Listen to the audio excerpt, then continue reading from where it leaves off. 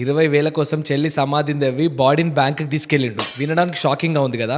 ఈ ఇన్సిడెంట్ ఒడిశాలో జరిగింది. ఈ ఫోటోలో కనిపిస్తున్న వ్యక్తి పేరు జీతు ముండా. వీళ్ళ చెల్లి జనవరి 26 రోజున చనిపోయింది. సో దాని తర్వాత ఆమె బ్యాంక్ అకౌంట్ లో ఉన్న 19,300 రూపాయలు తనకు ఇవ్వవలసిందిగా బ్యాంక్ అఫీషియల్స్ దగ్గరికి వెళ్ళిండు. బ్యాంక్ వాళ్ళు ఆ డబ్బులు ఇవ్వాలంటే లీగల్ హైర్ సర్టిఫికేట్ ఉండాలి, లేదంటే అకౌంట్ హోల్డర్ ఉండాలి అని చెప్పారంట. దాదాపు 4 నెలల నుండి అతన్ని బ్యాంక్ చుట్టూ తిప్పించుకుంటున్నారు. సో దాంతో కోపం వచ్చిన డైరెక్ట్ గా సమాధి దొవ్వి అస్థి పంజరాన్ని తీసుకొని బ్యాంక్ వెళ్ళిండు. బ్యాంక్ ముందు బాడీని పెట్టి డబ్బులు ఇవ్వాలని అడిగిండు. చాలా మంది నా legal aid certificate, death certificate తీసుకొని వెళ్ళాలి, ఇలా తీసుకెళ్లడం ఏంటని చాలా మంది అడుగుతున్నారు. కానీ ఒడిశాలో ఈ ట్రైబల్ పీపుల్ కి ఆధార్ కార్డ్ అంటేనే సరిగ్గా తెలియదు. అలాంటిది వాళ్ళు డెత్ సర్టిఫికేట్ తెచ్చుకోవడం, లీగల్ హైర్ సర్టిఫికేట్ తెచ్చుకోవడం ఎంత ఇంపాసిబుల్ ఊహించండి. 19,000 కోసము సమాధిని దొవ్విండంటే అతని ఆర్థిక పరిస్థితి మనం అర్థం చేసుకోవాలి. బ్యాంకింగ్ రూల్స్ అన్ని పేదవాడికి ఒకలాగా, డబ్బున్న వాడికి ఒకలాగా పనిచేస్తాయి. 1,000 కోట్లు ఎగ్గొట్టి విదేశాలకు పారిపోయిన వ్యక్తులు మాత్రం ఎవడు పట్టించుకోడు. అలాంటిది వాళ్ళ చెల్లి పైసలు అతనికి ఇవ్వడానికి అతను ఇబ్బంది పెట్టిరు. నిజంగా రూల్స్ అడ్డం వస్తే అతన్ని బ్యాక్గ్రౌండ్ వెరిఫికేషన్ చేసి ఇతను నిజంగా వాళ్ళ తమ్ముడేనా, ఇంకెవరైనా ఉన్నారా అని వెరిఫై చేసి అతని డబ్బులు అతనికి ఇచ్చేస్తే అయిపోతుండే. సో దీనిపైన మీ ఒపీనియన్ ఏంటి? ఇది బ్యాంక్ వల్ల తప్ప